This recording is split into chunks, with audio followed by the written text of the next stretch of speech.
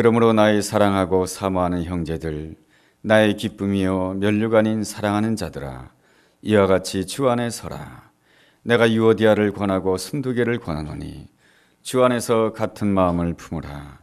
또 참으로 나와 멍에를 같이 한 내게 구하노니 복음에 나와 함께 힘쓰던 저 여인들을 돕고 또한 글레멘드와 그 외에 나의 동력자들을 도우라. 그 이름들이 생명책에 있느니라. 주 안에서 항상 기뻐하라. 내가 다시 말하노니 기뻐하라. 너희 관용을 모든 사람에게 알게 하라. 주께서 가까우시니라. 아무것도 염려하지 말고 다만 모든 일에 기도와 간구로 너희 구할 것을 감사함으로 하나님께 아뢰라. 그리하면 모든 지각에 뛰어난 하나님의 평강이 그리스도 예수 안에서 너희 마음과 생각을 지키시리라. 아멘. 어떤 이는 이렇게 말합니다. 인생은 마치 엉킨 실타래와 같다라고 말입니다. 처음에는 누구나가 다 예쁘게 뜨개질 하듯이 좋은 계획을 가지고 인생을 멋지게 살아보겠다 그렇게 생각하지만 살다가 보면은 내가 생각지 못했던 순간에 나의 삶의 실타래가 엉키고 또 엉키는 그러한 현실을 맞이하게 됩니다. 인간관계로 엉키기도 하고 형편으로 인하여 엉키기도 하고 또한 나의 어떤 행동과 아무런 상관없이도 그 인생의 실타래가 엉키기도 합니다. 우리는 원하지는 않지만은 우리가 삶을 살다 보면 누구나가 다 한 번 이상은 인생의 실타래가 엉키는 그러한 경험을 하게 됩니다. 우리는 이때 어떻게 해야 됩니까? 인생의 실타래를 푸는 데에는 몇 가지 방법이 있습니다. 첫째로 엉킨 대로 그냥 사는 것입니다. 엉킨 대로 그냥 살다가 보면은 더 엉키게 되겠죠. 더 힘들어지고 더 문제가 복잡하게 될 것입니다. 둘째로 그 엉킨 줄을 단칼에 잘라버리는 것입니다. 이것은 알렉산더 대왕이 사용한 방법입니다. 고대 페르시아에 프리기아라고 하는 작은 왕국이 있었습니다. 그 작은 왕국의 왕은 고르디우스라고 하는 사람인데 이 고르디우스라고 하는 사람이 하루는 신전에 들어가기 위해서 마차를 끌고 갔습니다. 신전 안에 마차를 끌고 들어갈 수 없지 않습니까? 그래서 신전 앞에다가 묶어두었습니다.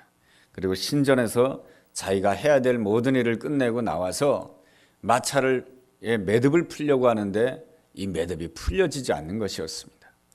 그래서 주변 사람들에게 부탁하였습니다. 이 매듭을 풀어달라고 말이죠. 그런데 아무도 그 매듭을 풀 수가 없었습니다. 그러자 신전의 제사장이 나와서 이렇게 말합니다. 이 매듭을 푸는 자가 세상을 지배하게 될 것이다 라고 예언을 하게 됩니다. 그런데 마침 그때 누가 지나갔냐면 알렉산더 대왕이 지나갔습니다. 알렉산더 대왕이 그 프리기아 왕국을 지나가고 있었을 때에 그 이야기를 듣고 알렉산더 대왕이 나서서 내가 그 매듭을 풀어주겠다고 합니다. 어떻게 풀어주었냐? 칼을 빼가지고 단칼에 매듭을 잘라버렸습니다. 그래서 이러한 사건을 빌어서 세상 사람들은 이렇게 말합니다. 복잡하고 어려운 문제를 한순간에 풀었다라고 말할 때에 저 사람은 고르디우스의 매듭을 풀었다라고 이렇게 말합니다. 그러나 하나님께서는 이러한 방법에 기뻐하지 않고 이러한 방법을 좋아하지 아니하십니다. 왜냐하면 칼로 매듭을 자르게 되면은 그 모든 줄들이 전부 다 잘라지게 되는 것입니다. 거기에는 상처가 많고 고통이 많고 피 흘림이 많은 그러한 결과를 낳을 수밖에 없게 되는 것입니다. 알렉산더 대왕은 이 고르디우스 매듭을 푸는 방법으로 페르시아를 전부 다 정복하게 됩니다. 문제를 빨리 해결할 수 있었는지는 모르지만 하나님께서 원하지 않는 방법이었던 것입니다. 셋째로 아무리 시간이 많이 걸린다 할지라도 한 가닥 한 가닥 푸는 방법입니다. 실타래를 푸는 것도 중요하지만은 실타래를 푸는 동안에 실타래 하나도 끊어지지 않도록 조심조심하면서 실타래를 푸는 것입니다. 이것이 바로 하나님이 원하시는 방식인 것입니다. 인간은 죄를 범하면서부터 인생의 실타래가 꼬이기 시작하였습니다. 첫 번째 인간 아담과 하와 사이에 죄가 들어옴으로 인하여서 서로가 서로를 탓합니다. 서로가 미워합니다. 그래야므로 인해서 아담과 하와 사이가 꼬이기 시작했습니다. 아담과 하와 사이가 꼬이자 그 자녀들도 아벨과 가인 사이도 꼬이기 시작하고 인류 역사는 계속해서 삶의 역사가 꼬이는 것이 바로 인생의 역사인 것입니다. 이러한 인간 현실에 대해서 하나님께서는 어떻게 하셨습니까? 당장 심판하셨습니까? 그렇게 하지 아니하셨습니다. 하나님께서는 하나님의 사람들을 보내셨습니다. 하나님의 선지자들을 보내셨습니다. 돌아오라, 돌아오라, 하나님께 돌아오라. 그러나 하나님의 백성들이 하나님께 돌아오지 않자 하나님께서 어떻게 하였습니까? 자신이 가장 사랑하는 독생자 예수 그리스도를 이 땅에 보내셨습니다. 예수님께서 이 땅에 오셔서 어떻게 하셨습니까? 한 사람 한 사람을 찾아가셨습니다. 때로는 문둥병자에게 찾아가시고, 때로는 중풍병자에게 찾아가시고, 때로는 갈릴리 바다에서 밤새도록 그물을 던져도 물고기 한 마리도 잡지 못하는 인생들에게 찾아가 주셨습니다. 그들을 향해서 예수님께서 전하신 메시지는 아주 간단합니다. 회개하라, 천국이 가까웠느니라. 이 두 가지 말씀을 통하여서 한 사람 한 사람을 부르시고 한 사람 한 사람을 구원하시기를 원하셨던 것입니다. 하나님께서도 고르디우스 매듭을 풀듯이 세상을 그렇게 세상에 있는 그 매듭을 풀 수가 있었을 것입니다. 그렇다라고 한다면 우리 가운데 어느 누구도 하나님의 심판을 피할 수가 없을 것입니다. 하나님께서는 우리를 향해서 죄를 묻는 대신에 자신의 아들 예수 그리스도를 이 땅에 보내주심으로 인하여 우리의 모든 죄악을 예수님께 전가시킴으로 인하여서 예수님께서 십자가 지시고 부활하심으로 인하여서 우리의 엉킨 실타래를 풀어주셨던 것입니다. 주님께서는 십자가상에서 이렇게 말씀해 주십니다. 내가 다 이루었다. 그게 무슨 말씀입니까? 인생들이 죄로 말미암아 그 인생이 얽히고 엉킬 수밖에 없는 그 실타래를 내가 다 풀어주었다라고 하는 것입니다. 주님께서는 죽음에서 부활하심으로 인하여서 부활의 능력으로 오늘도 우리의 삶 가운데 있는 그 엉킨 실타래를 오늘도 풀어주시고 계신 줄로 믿습니다. 오늘 말씀은 빌립보 교회에 대한 이야기입니다. 이 빌립보 교회가 어떻게 생각했습니까? 사도 바울이 빌립보 지역에서 복음을 전하다가 감옥에 갇히게 되죠. 감옥에 갇히게 되었을 때에 어떻게 합니까? 사도 바울이 기도하고 찬송하는 가운데 옥문이 열리게 됩니다. 그 사건으로 인하여서 빌립보 간수가 뭡니까? 회개하고 온 가족이 예수를 믿게 됩니다. 이것이 바로 빌립보 교회의 시작입니다. 빌립보 교회는 바로 하나님의 기적적인 놀라운 은혜로 시작된 교회입니다. 사도 바울은 이 빌립보 교회를 굉장히 사랑하였습니다. 얼마나 사랑하였는지 4장 1절 이렇게 기록되어 있습니다. 그러므로 나의 사랑하고 사모하는 형제들, 나의 기쁨이요 면류관인 사랑하는 자들아. 이 사도 바울은 이 빌립보 교회를 얼마나 사랑했는지 나의 사랑하고 나의 사모하는 형제들이요 나의 기쁨이며 나의 면류관인 사랑하는 자들이다 라고 이렇게 말해주고 있습니다. 참 사도 바울은 교회를 사랑하였습니다.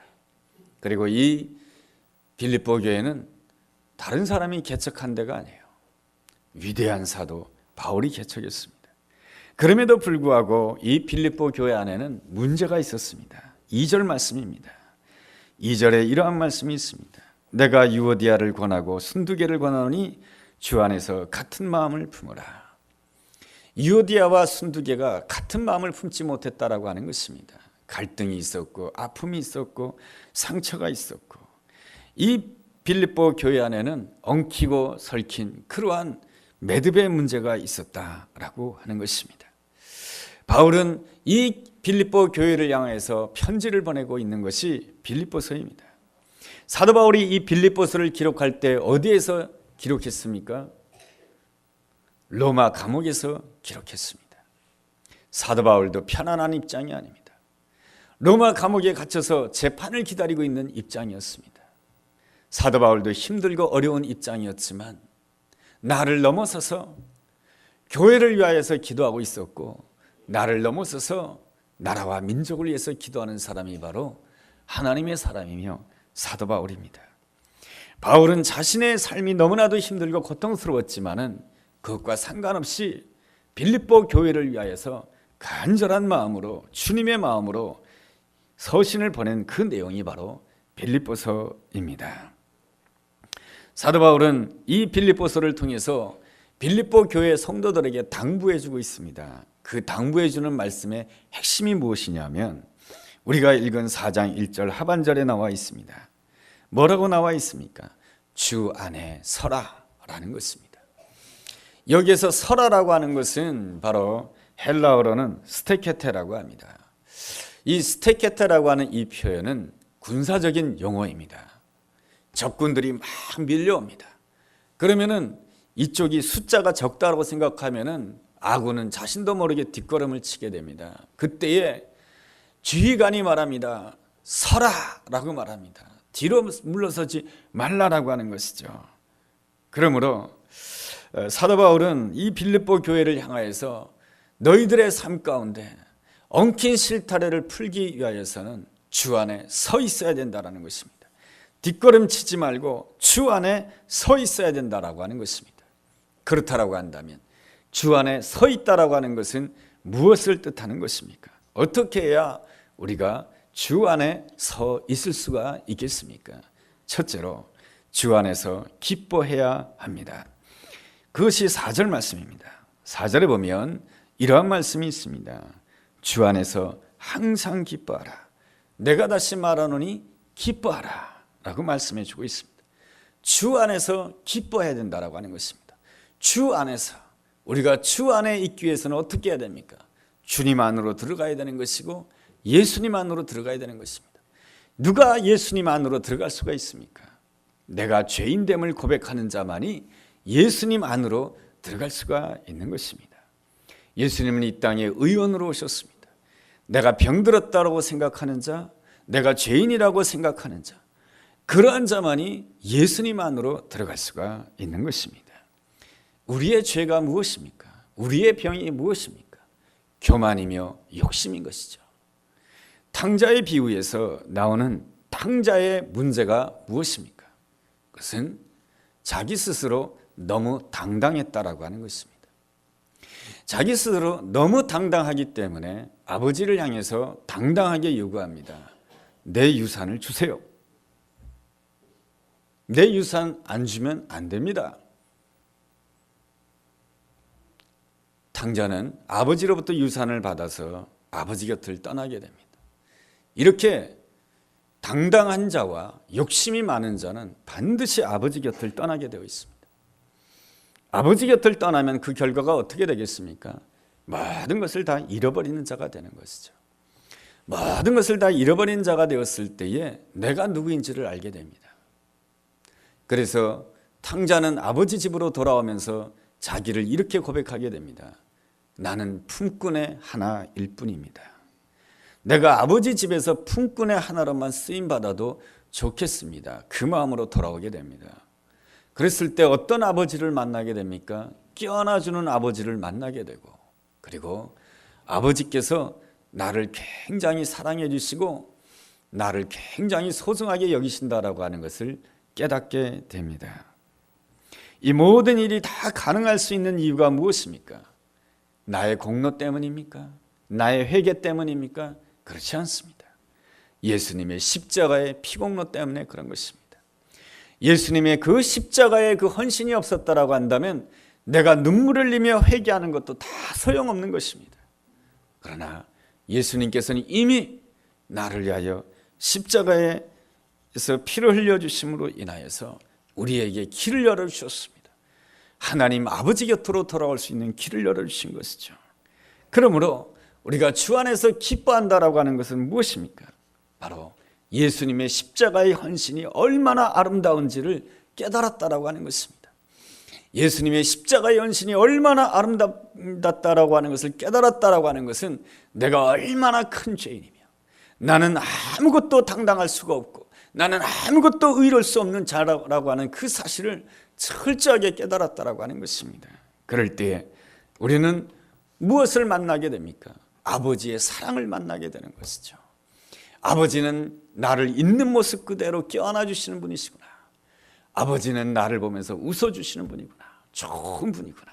그럴 때 우리는 진실로 무엇을 하는 자가 됩니까? 아버지의 사랑을 노래하는 자가 되고 아버지의 사랑을 찬양하는 자가 되는 것이죠. 어디를 가더라도 아버지의 사랑이 이렇다라고 노래하는 자가 되고 어디를 가더라도 아버지를 찬양하는 놀라운 자가 되는 것이죠. 그럴 때에 우리는 무엇을 보게 됩니까?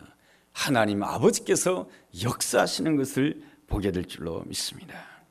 그것이 바로 아버지를 찬양하고 아버지의 그 사랑을 노래하는 자가 바로 주 안에서 기뻐하는 자이며 주 안에서 기뻐하는 자가 바로 하나님이 움직이시는 것을 보는 자가 되고 하나님이 움직이실 때에 우리 삶의 엉킨 실타래는 주 안에서 하나하나 풀려지게 될 줄로 믿습니다. 둘째로 넉넉한 마음을 가져야 됩니다. 5절 말씀에 보면 이런 말씀이 있습니다. 너희 관용을 모든 사람에게 알게 하라. 주께서 가까우시니라. 주께서 가까우시니라. 우리가 하나님 앞에 설 때가 있다라고 하는 것입니다. 그러니 너희 관용을 모든 사람들에게 알게 하라라고 하는 것입니다. 종교개혁자 존 칼빈은 이 관용이라고 하는 이 말을 이렇게 해석을 합니다. 헬라어로는 에피에이케이아라고 하는데 이 종교개혁자 칼빈은 이 관용이라고 하는 이 표현을 견딤으로 해석하게 됩니다. 주변에 있는 사람들이 나에게 가시돋친 말을 한다 할지라도 그것들을 묵묵하게 잘 견디는 것을 견딤, 관용이라고 표현합니다. 한편 윌리엄 바클레이라고 하는 주석가가 있습니다. 이 바클레이라고 하는 주석가가 유명한 주석가인데요. 그는 이 관용에 대해서 이렇게 해석합니다. 공의보다 좋은 것이다. 공의라고 하는 것이 무엇입니까? 무엇이든지 한 대로 갚아주는 것입니다.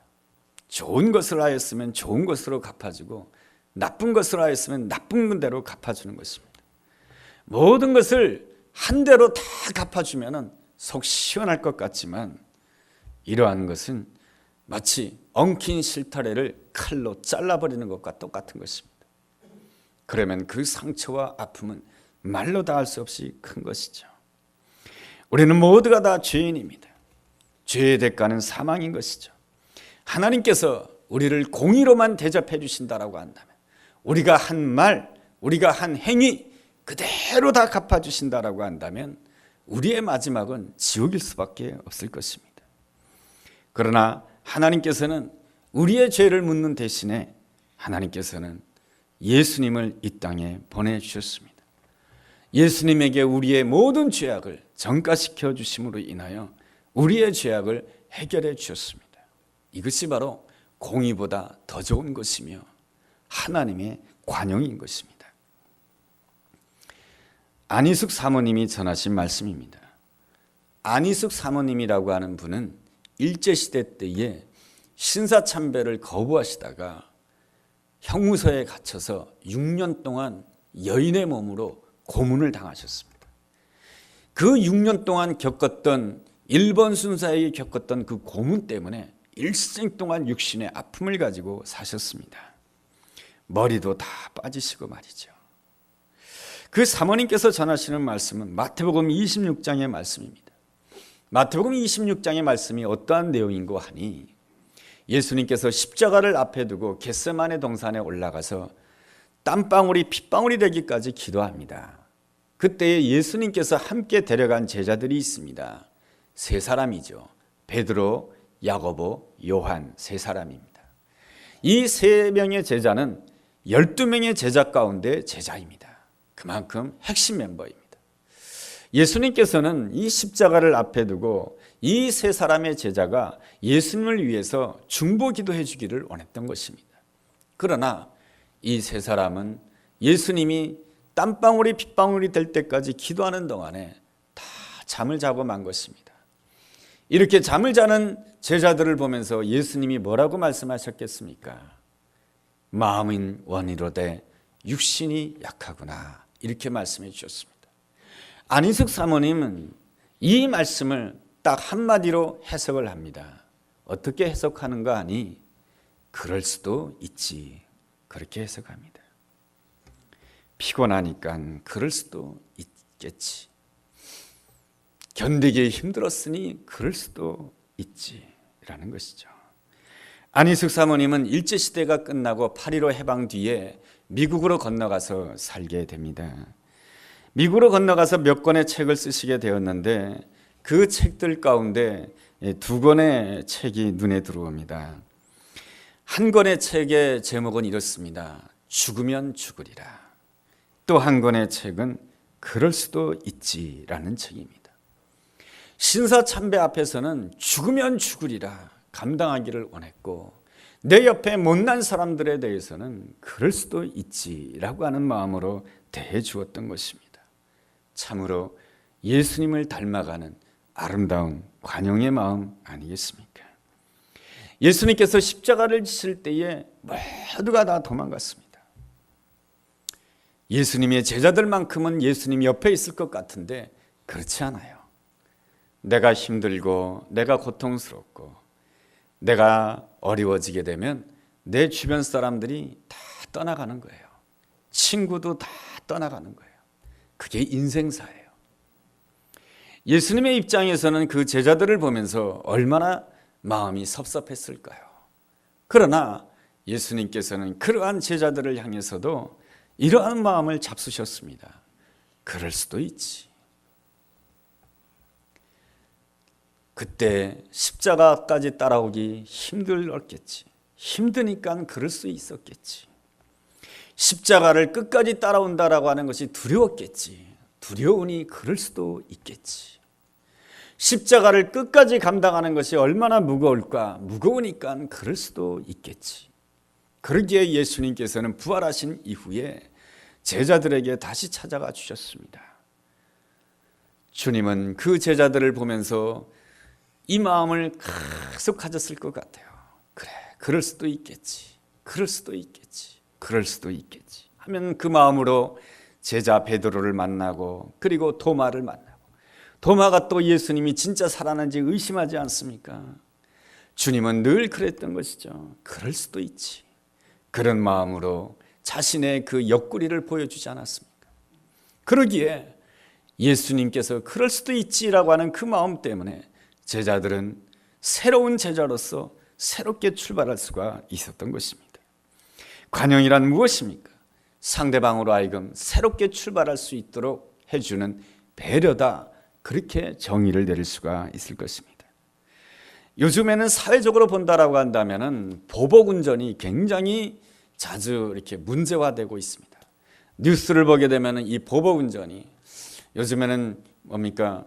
이 차량마다 블랙박스가 달려 있어가지고 이 보복운전의 현장이 생생하게 뉴스를 통해서 보게 됩니다. 이 보복운전을 함으로 인해서 정말로 돌이킬 수 없는 길로 가는 그러한 사람들도 종종 보게 됩니다. 요즘에 교통체증이 많다 보니까 그런 일들이 생기나 보죠. 또 사람들이 이렇게 감정을 앞세우다 보니까 그런 일이 생기나 보죠. 교통체증이 있다 할지라도 다른 차가 좀 끼면 이렇게 생각하면 어떻겠습니까? 그럴 수도 있지. 너무 바빠서 그런가 보다. 그럴 수도 있지. 그런 마음을 가진다라고 한다면 보복운전 하고자 하는 그 마음을 살짝 넘어갈 수 있지 않겠습니까? 남편이 직장에서 퇴근하였습니다. 남편이 직장에서 퇴근하였으면 아이들과 좀 놀아줘야 되지 않겠습니까? 아이들 하루 종일 아빠의 얼굴을 보지 못했는데 집에 들어와서는 아이들과 좀 놀아줘야죠. 그런데 이 아빠라고 하는 사람이 텔레비전 앞에 앉아서 텔레비전만 보고 있습니다. 그럴 때에 아내의 마음이 부글부글 끓는 것이죠. 그러나 그때에 이러한 생각을 가지면 어떻겠습니까? 그럴 수도 있지. 남편이 직장에서 얼마나 스트레스를 많이 받고 얼마나 힘들었으면 저렇게 텔레비전만 보고 있을까?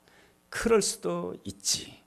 그러면 그날 이야기하지 않고 다음날 이야기한다라고 한다면 얼마나 부부관계가 그 실타래를 잘 풀 수 있지 않겠습니까?